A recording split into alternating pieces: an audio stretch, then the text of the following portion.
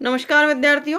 BA, BSc, BCom, BBA, BCA द्वितीय वर्ष foundation course भाषा और संस्कृति से हम देखने जा रहे हैं महादेवी वर्मा द्वारा रचित रेखाचित्र गिल्लू का सारांश।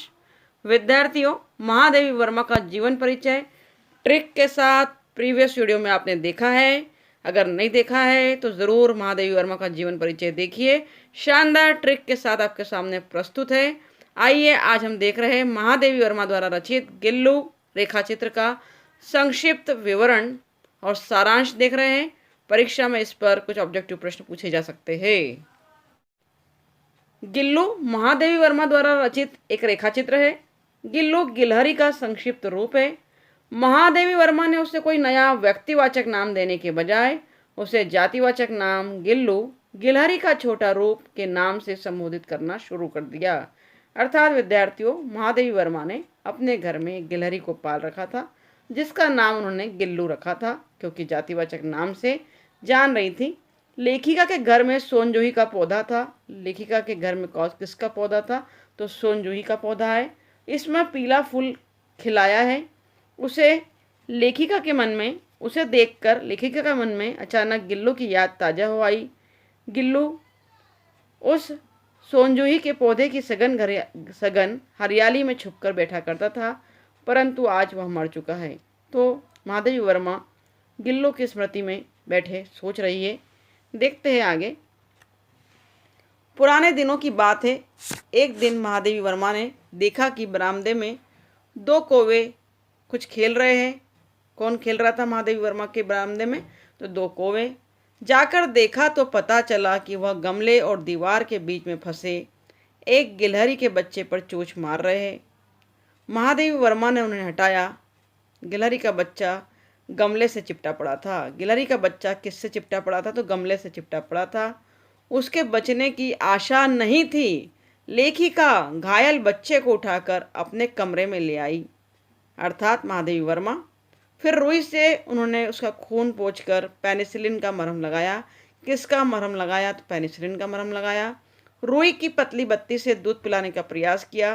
गिलहरी के छोटे बच्चे गिल्लू को किस तरह दूध पिलाने का प्रयास किया पूछा जाता है। तो रुई की पतली बत्ती से दूध पिलाने का प्रयास किया गया, पर दूध की बूंदें लुढ़क गई। कई घंटे उपचार के बाद उसके मुंह में एक बूंद पानी टपकाया जा सका। 3 दिन में वो अपनी आंखों से उधर उधर देखने लगा। कितने दिन में गिल्लू अपनी आंखों से इधर उधर देखने लगा?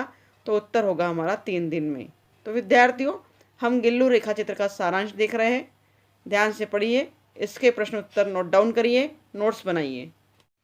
गिल्लू बहुत ही सुंदर प्राणी था। कैसा था? सुंदर प्राणी था। उसके नीले कांच के मोतियों जैसी आंखें, चमकीली आंखें थी। उसकी आंखें कैसी थी? प्रश्न पूछा जा सकता है।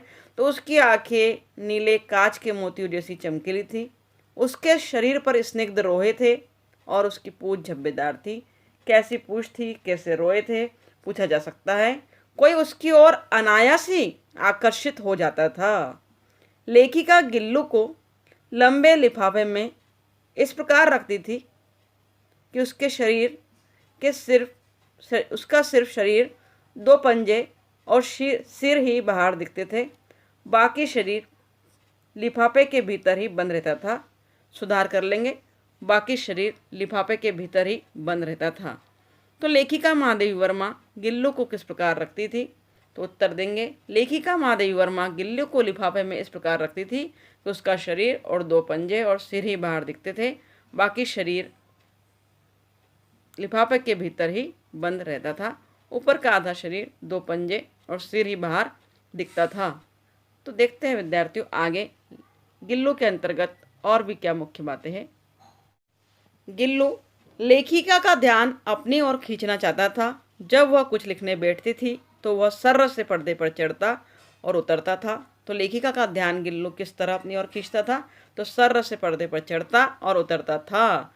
तब लेखिका उसे पकड़कर एक ऐसे लंबे लिफाफे में बंद कर देती थी जिसके आगे वाले भाग में से गिल्लू के पंजे और सिर निकल आते थे। ऐसी स्थिति में वह बाहर के क्रियाकलाप देखता रहता था।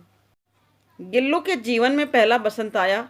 कुछ गिलहरियाँ खिड़की की जाली के पास आकर चिक चिक करने लगी। गिलहरियाँ खिड़की की जाली के पास आकर क्या क्या करने लगी? तो चिक चिक करने लगी।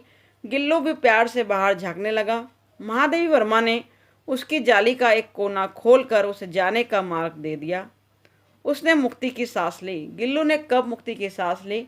तो जब महादेवी वर्मा ने जाली का एक कोना खोलकर उसे जाने का मार्ग दिया तो गिल्लू ने मुक्ति की सांस ली। महादेवी वर्मा जब भी अपना कमरा खोलकर अंदर आती थी, गिल्लू उसके सिर से पांव तक दौड़ लगाने लगता था। वह उसका रोज का क्रम बन गया था। गिल्लू का रोज का क्रम क्या था? गिल्लू का रोज का क्रम महादेवी वर्मा के सिर से पांव तक दौड़ लगाने का था। यह उत्तर आप लिख सकते हैं। देखते हैं और भी गिल्लू से संबंधित मुख्य बातों को। गिल्लू को जब भूख लगती थी तो वह चिक चिक की आवाज़ करने लगता था। महादेवी वर्मा इस आवाज़ को समझ लेती थी, तब उसके लिए काजू तथा अन्य खाद्य पदार्थ भेज देती थी। गिल्लू को जब भूख लगती थी तो वह चिक चिक की आवाज़ करता था। प्रश्न पूछा जा सकता है, गिल्लू कब चिक चिक की आवाज़ करने लगता था? तो गिल्लू को जब भूख लगती थी तब वो चिक चिक की आवाज़ करता था। उसकी आवाज़ को सुनकर महादेवी वर्मा उसे क्या दिया करती थी? उसकी आवाज़ को सुनकर महादेवी वर्मा उसे काजू तथा अन्य खाद्य पदार्थ दिया करती थी।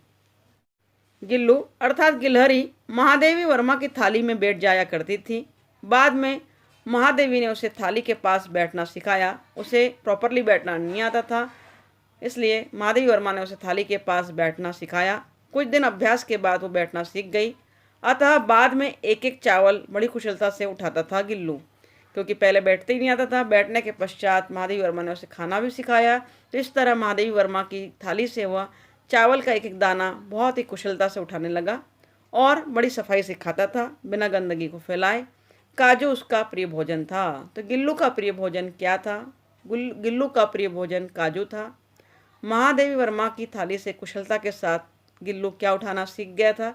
तो महादेवी वर्मा की थाली से बड़ी कुशलता के साथ गिल्लू एक एक चावल का दाना उठाना सीख गया था। इस तरह उत्तरों को देखेंगे, ध्यान रखेंगे। अगर गिल्लू रेखा चित्र का सारांश ध्यानपूर्वक देख लिया है तो इससे पूछे जाने वाले प्रत्येक प्रश्न का उत्तर आप लिख सकते हैं विद्यार्थियों। एक बार मोटर दुर्घटना से घायल होकर महादेवी वर्मा को अस्पताल में रहना पड़ा। महादेवी वर्मा किससे घायल हुई थी? तो मोटर दुर्घटना में घायल हुई थी। उन दिनों गिल्लू ने अपना प्रिय खाद्य काजू भी नहीं खाया। महादेवी वर्मा के बीमार होने पर दुखी होकर गिल्लू ने खाद्य पदार्थ काजू भी नहीं खाया। उसे दिए गए सारे काजू उसकी जाली में पड़े मिले। गिल्लू को दिए गए काजू कहाँ पड़े मिले? तो जाली में पड़े मिले। जब महादेवी और अस्वस्थ होकर घर रही तो वह महादेवी के सिराने बैठकर अपने नन्हे नन्हे पंजों से उसके सिर और बालों को सहलाता था। अर्थात महादेवी वर्मा की बीमारी के दौरान जब वह आराम किया करते थे बिस्तर पर लेटकर, तो गिल्लू भी अपने नन्हे नन्हे पंजों से उसके सिर और बालों को सहलाता था। गिल्लू कैसे महादेवी वर्मा के सिर और बालों को सहलाता था? तो उत्तर लिखेंगे, नन्हे नन्हे पंजों से सहलाता था, मानो वह कोई परिचारिका हो। देखिए विद्यार्थियों, ध्यान देने की बात है, मानो वह कोई परिचारिका हो। यह बात गिल्लू के लिए कही गई है। परिचारिका का तात्पर्य यहाँ पर दासी और सेवा करने वाले से है। तो गर्मियों में वह सुराही से चिपक कर महादेवी वर्मा के पास बना रहता था। तो परिचारिका की तरह वो सेवा करता था और गर्मियों में वह सुराही से चिपका रहता था। तो गर्मियों में गिल्लू किस तरह चिपक कर बैठता था? तो सुराही से चिपक कर बैठा करता था। गिलहरियों का जीवन 2 वर्ष का होता है। प्रश्न पूछा जाता है, गिलहरियों का जीवन कितने वर्ष का होता है? तो गिलहरियों का जीवन 2 वर्ष का होता है। अंतिम समय आने पर गिल्लू ने खाना पीना छोड़ दिया। रात को वह अपने झूले से उतरकर महादेवी वर्मा के बिस्तर पर आ गया। उसने महादेवी की वह उंगली पकड़ ली जिसने बचपन में उसे बचाया था। उसके पंजे ठंडे हुए जा रहे थे। महादेवी वर्मा ने गर्मी देने के लिए हीटर जलाया। गिल्लू को गर्मी देने के लिए महादेवी वर्मा ने क्या किया? तो हीटर जलाया। प्रश्न पूछा जा सकता है, झूले से उतरकर कहाँ पर आ गया गिल्लू? तो बिस्तर पर आ गया।